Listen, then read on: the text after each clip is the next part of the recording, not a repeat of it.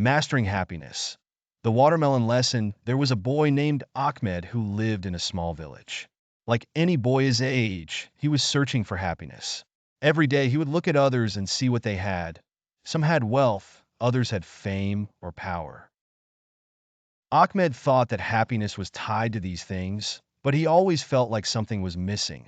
One day, while walking through the market, he saw an old man selling watermelons.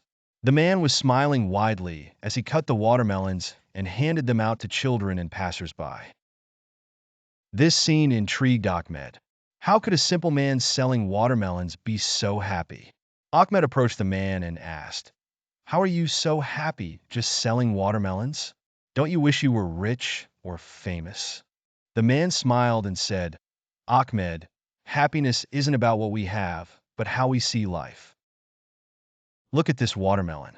If it's sweet, I'll enjoy its taste and be glad I could share it with others.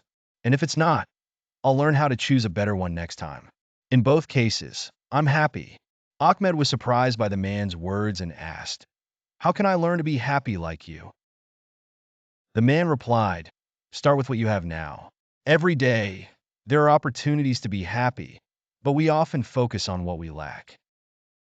Understand that life is full of simple, beautiful moments. Just as there are different kinds of watermelons, there are different forms of happiness, each coming in its own way." From that day on, Ahmed began to see his life differently.